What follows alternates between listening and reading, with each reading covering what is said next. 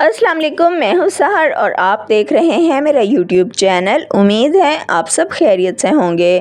ناظرین، آج کی ویڈیو میں ہم آپ کے ساتھ شیئر کریں گے صحت مند افطار سے متعلق بہت ہی شاندار ٹپس۔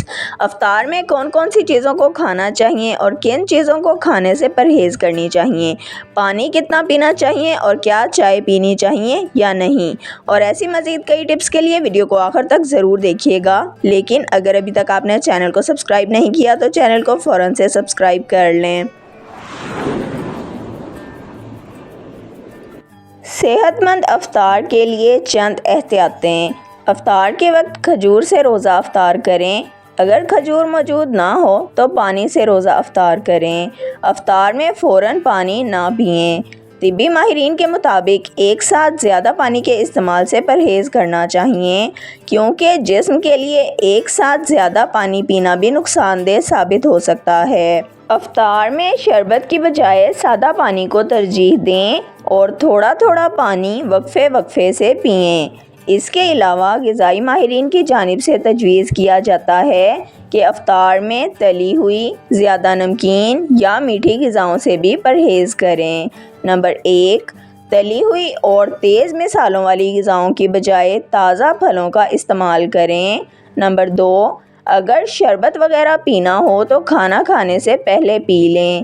شربت وغیرہ کھانا کھانے کے بعد پینے سے گریز کریں۔ نمبر 3، کولڈ ڈرنکس سے مکمل اجتناب کریں۔ نمبر 4، افطار میں کھٹی چیزیں کھانے کے بعد دودھ کا استعمال بالکل نہ کریں، اس سے بدہضمی یا ڈائریا ہو سکتا ہے۔ نمبر 5، افطار میں جو کے آٹے کی روٹی کو ترجیح دیں اور سبزی یا کم مسالے والی دال کے ساتھ کھائیں۔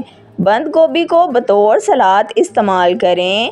نمبر 6، افطار میں سرخ گوشت، مکھن، مارجرین اور بھینس کے دودھ سے پرہیز کریں۔ نمبر 7، کھانے کے ساتھ سرکہ کا استعمال لازمی کریں۔ نمبر 8، افطار کے بعد وقفے سے 4 سے 5 گلاس سادہ پانی ضرور پئیں۔ نمبر 9، کھجور کے علاوہ انجیر سے بھی روزہ افطار کر سکتے ہیں اور نماز کی ادائیگی کے بعد کم تیل میں بنا ہوا ٹکا، کباب وغیرہ مناسب مقدار میں کھا سکتے ہیں۔ اس کے علاوہ دہی بڑے، فروٹ چاٹ، بیسن کی روٹی، کڑھی اور کھنڈلیاں مناسب مقدار میں لے سکتے ہیں۔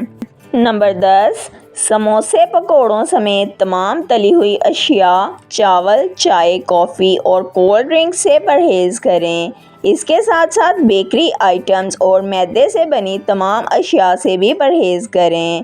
نمبر 11، پھل کھائیں مگر خالص جوس نہ پئیں۔ اگر جوس پینا ضروری ہو تو اس میں آدھا پانی ملا لیں اور چینی نہ ملائیں۔ نمبر 12، افطار کے فوراً بعد کوئی بھی پکی ہوئی میٹھی ڈش نہ کھائیں، اس سے سستی اور اونگ آنے لگتی ہے اور غنودگی طاری ہو جاتی ہے۔